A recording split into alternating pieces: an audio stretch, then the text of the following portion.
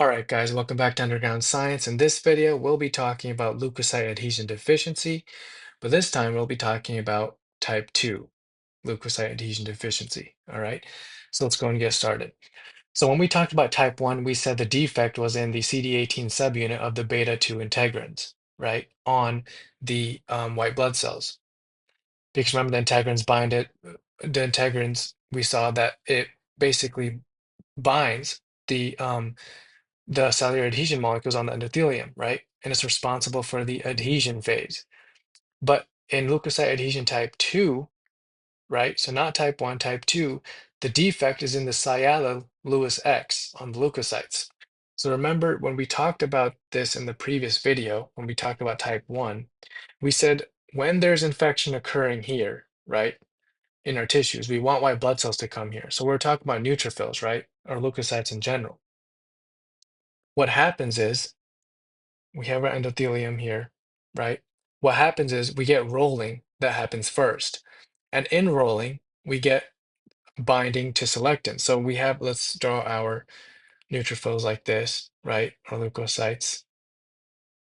And we said that in rolling, what happens is the neutrophils slow down, the leukocytes slow down in the area where the infection is occurring. Why?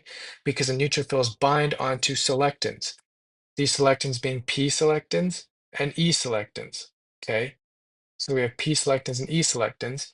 And how do these leukocytes bind onto these selectins? Via sialyl-Lewis X. So via sialyl-Lewis X. This in orange is the sialyl-Lewis X. Okay, so that's how that's how rolling occurs. That's why the leukocytes slow down. Okay, near the area of infection. And then we said we get integrins or beta 2 integrins that bind onto cellular adhesion molecules on our endothelium, like ICAM1, for example. And we said that leads to adhesion. And then now the leukocytes are secured and adhesed onto our endothelium, and then they can enter our tissue space via diapedesis and transmigration, then later undergo chemotaxis and fight off the pathogen, right? In type 1 leukocyte adhesion deficiency, we said the problem was in this, right? The integrin, specifically the CD18 subunit of the integrin, okay, which caused type 1 leukocyte adhesion deficiency, where we saw delayed separation of the umbilical cord, no pus formation, recurrent bacterial infections, and so on, right? But in type 2 leukocyte adhesion deficiency, the problem is not the integrins, it's actually a defect in the sialyl Lewis X. So it's a defect in this protein right here. So if that's the case, then rolling can't occur, right? Rolling can't occur properly. So again, that means that not, so if you compare it to normal, right? Normally neutrophils roll, adhere, and exit into the tissue. But now if rolling can't occur, neutrophils will have a hard time going into your tissues, right? So if there's infection occurring here and neutrophils are having a hard time going into your tissues, we know neutrophils are good at fighting off bacteria, right? So if there's a bacterial infection going on in your tissues, and we said there's a defect in sialyl Lewis X, so that means neutrophils are going to have a harder time going into your tissue space because it can't even bind to your E or P selectins. What's that going to lead to? Recurrent bacterial infections, like we saw in type 1, but in type 2, it's more mild, right, than compared to type 1. So we can see recurrent bacterial infections.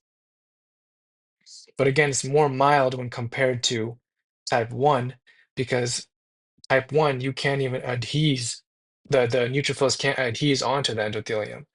So there's no way it would be able to go to your tissues, right? But here, we didn't say the problem was in the integrins. We said the problem was in the sialyl Lewis X. So that means, okay, rolling can occur properly, but we never said there was a problem in the integrins. So what that means is the neutrophils can still adhese via its integrins. Because again, there's no defect in the integrins, there's a defect in the sialyl Lewis X. So if there's no defect in the integrins or the CD18 subunit in type 2 leukocyte adhesion deficiency, the integrins can bind onto our ICAMs, right, our cellular adhesion molecules, and then therefore can go into our tissues. That's why it's a milder case of recurrent bacterial infections in type 2. All right. And another important thing is, what did we say in type 1? We said you have delayed separation of the umbilical cord. Guess what? In type 2, you don't have delayed separation of the umbilical cord. So there's no delayed separation of the umbilical cord. Why is that? Again, because there's no problem in the integrins, there's a problem in the Siala-Lewis X. So rolling is the problem here, not adhesion. Okay, so adhesion is working in type 2 because there's no problem in your integrins, but there is a problem in your Siala-Lewis X. So rolling is the issue here. Okay, so you can still adhese and bring neutrophils in to your umbilical cord, right, and degrade it. So there's no delayed separation of that.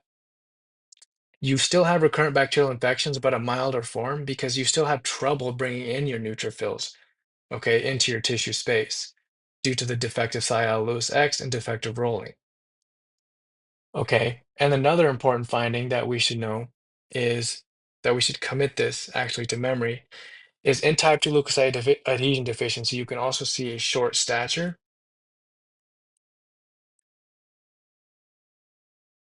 You may also see mental retardation.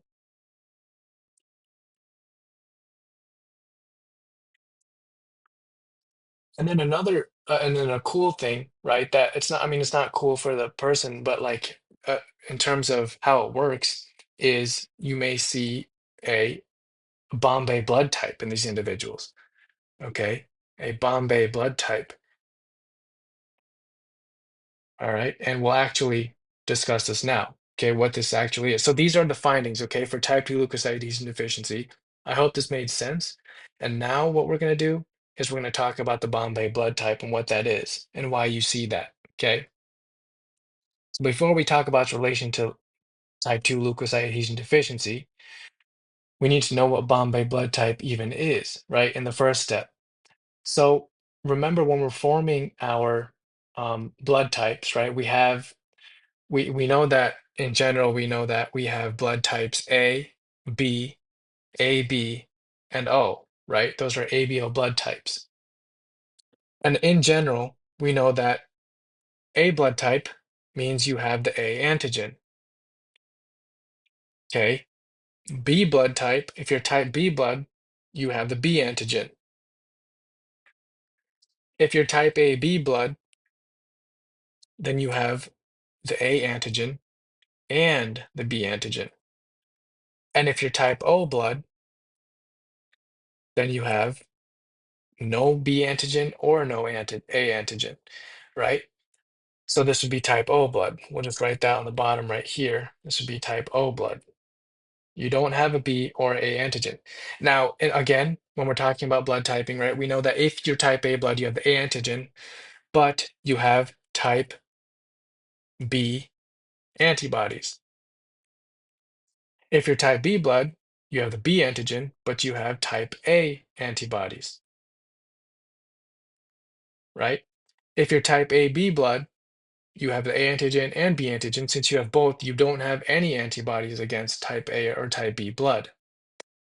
And if you're type O blood, you have antibodies against type A and type B. So you have type A antibodies because you don't have the A antigen, and you have type B antibodies. So because you don't have the B antigen. So your immune system makes antibodies against these antigens, type A and B, because those are going to be foreign, right? So you have antibodies against both the A and the B antigen. All right. And then of course we also have RH, which determines if you're positive or negative, right? So for example, right, if we said you're type A negative blood, that means you have the A antigen and you don't have the RH antigen, right? If you're type A positive blood, you have the A antigen and you have the RH antigen, okay, which will just denote like this. So you're RH positive. Okay, but things like that, that's basically blood typing. So A negative, B negative, B positive, whatever, right? So that's the basics of the blood types. So when we're talking about Bombay blood type, we have to know something else, okay? In each blood type, whether that be A, B, or O, right? There's a precursor. All right, so there's a precursor. So let's draw this precursor. So if we draw a red blood cell here, right? And these aren't spherocytes or anything. We're not talking about like hereditary spherocytosis or something. I'm just drawing this just so we can have the basic like idea of what's going on. All right. So let's say this is a red blood cell. What happens is all red blood cells, they start with a basic precursor carbohydrate structure. Okay. And let's just denote that as a shape in this case. So let's say it's a square, right? That's the precursor carbohydrate. All red blood cells start with this basic precursor. Then what happens is we get addition of certain molecules. All right. So basically, right, what this means is this. This is our precursor carbohydrate, right, in green. Then what happens is this precursor carbohydrate structure on our red blood cells gets converted into something called the H antigen. Okay. So, and how does this happen? So we're going to say that this gets converted into, so let's draw this here actually. So we're going to say this is our basic carbohydrate molecule and it gets converted into, and we'll draw it like this, our H antigen. All right. That's going to be our H antigen. And how does this happen though? So we get the formation of the H antigen on our red blood cells via the enzyme, which we'll draw in orange, or we'll write in orange. This conversion happens via the enzyme fucosyltransferase 1, okay? Fucosyltransferase 1, also called FUT1, okay? Fucosyltransferase 1. What does it do? It converts this basic precursor carbohydrate on your red blood cells to the H antigen. Now let's draw that. So now we have our red blood cell with this H antigen. Okay. All right. Now this H antigen is basically the foundation. From here is where you get the blood types. So if you're type A blood, right? If your body's making type A blood, then what you're going to do is you're going to add a certain molecule, right? And that molecule is going to be N-acetylgalactosamine. Okay.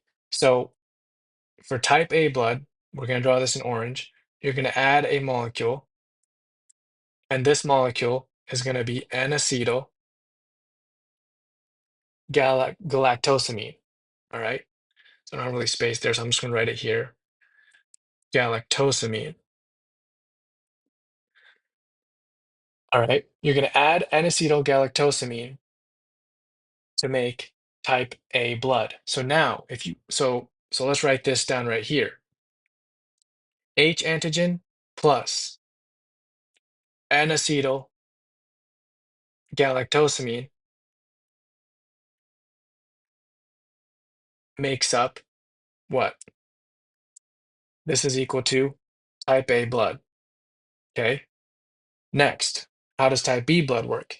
So again, we have a red blood cell, right? And on a red blood cell, remember what's the foundation of all your blood types, right? Which is type H antigen or H antigen, right? In general, you have your H antigen. Remember, to make type A blood, what did we add? N-acetylgalactosamine. To make type B blood, you add galactose to your H antigen. So let's represent that. So now we're adding galactose. This is galactose. So then let's write that as a formula. So we have our H antigen. So H antigen plus galactose equals what? Type B blood. Okay. Now let's see how type AB blood works, which you probably already guessed, right? Remember, what's our foundation? Type H, or not type H antigen, right? On that H antigen, if we have to make type AB blood, well, we just combine what we added for A and B. So remember, for A, what did we add? N-acetylgalactosamine. So we added N-acetylgalactosamine. What did we add for type B to the H antigen? Galactose. So that's it. We had to add both. So we add galactose and N-acetylgalactosamine. So let's write that as a formula. H antigen plus N-acetylgalactosamine plus galactose equals what? Type AB blood, right? Now, type O blood, right? We said does not have the A or B antigen. However, remember, all red blood cells, what's the foundation? Even on type O blood cells, H antigen.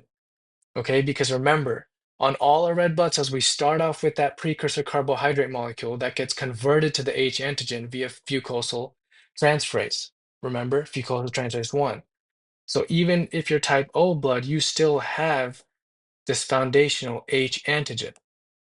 Okay. However, in type O blood, you don't have any modifications. You don't add any galactose or N-acetylgalactosamine or anything like that.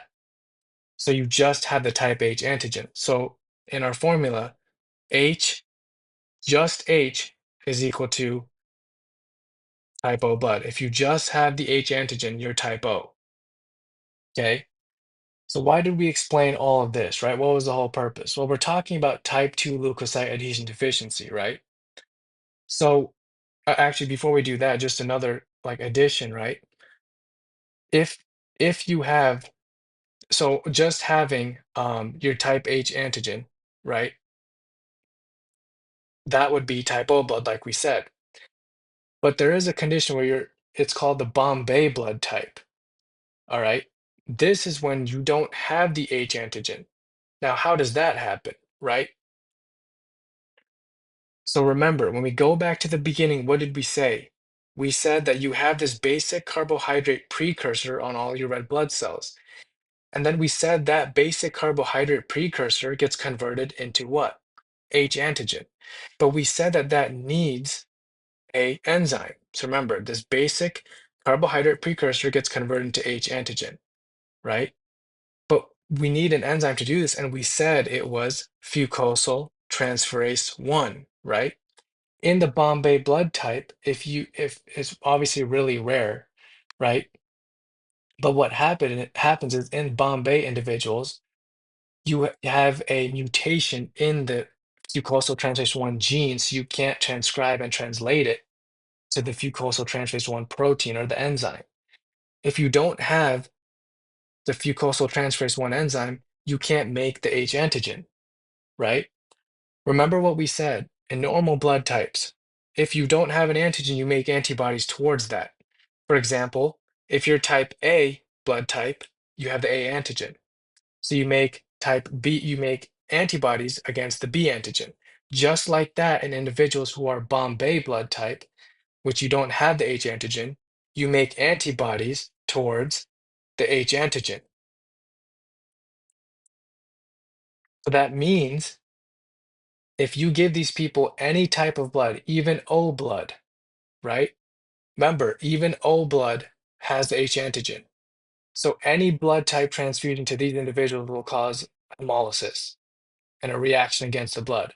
Because every blood type, whether that is A, B, AB, or O, has the H antigen. And if you give these people any of those blood types, you're going to have these antibodies that are present in these individuals against the H antigen attack those blood cells, which will lead to severe hemolysis. Okay.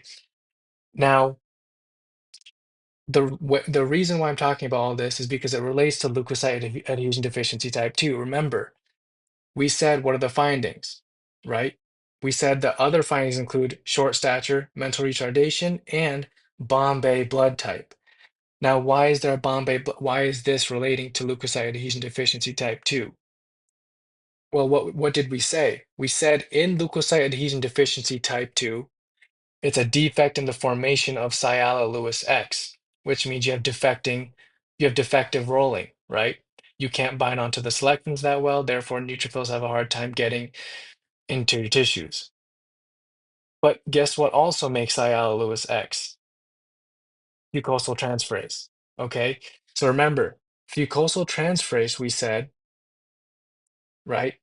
It made H antigen from the precursor carbohydrate molecule on the surface of your red blood cells, right? But we also need to know that sialyl X is also made by fucosyltransferase type 1. Okay, so let's go and write that down because that's really, really important. So sialyl X, sialyl Lewis X, which is remember is present on your leukocytes and neutrophils, for example, right? And it binds to your selectins, but this is made by an enzyme, okay? And what's that enzyme? It helps produce sialyl X, I should say, okay? And what's that enzyme that helps produce sialyl X? That's fucosyl transferase type 1. And in leukocyte adhesion deficiency type 2, if this fucosyl transferase type 1 is not working properly, thereby producing or thereby leading to a defective sialyl X production, of course, that's going to lead to the findings that we talked about, right? As in recurrent bacterial infections, and which is a more milder form compared to type 1, and mental retardation, short stature. But if fucosal transferase type 1 is not working, not only are we creating a defective sialyl X, which will affect rolling of your leukocytes, what's also going to happen is you're also going to get what? We're going to get Bombay blood type because fucosal transferase type 1 is important in making your H antigen. And if you can't do that, we're going to not be able to make the H antigen and have a Bombay blood type. Okay, so you're going to have antibodies against the H antigen, which is not good because then you can't receive any blood type other than other people who have Bombay blood type. All right. And before we end this video, if neutrophils, right, have a hard time getting into the tissue, but not as bad as type 1, though. Type 1, you can't even adhese onto your endothelium because it's a defect in the integrins. But in type 2, it's a more milder form, right? But you still have the neutrophils still have some trouble exiting the bloodstream and going into your tissues. So you may also see neutrophilia in type 2 also, just like we saw in type 1, but of course type 1 would be more severe.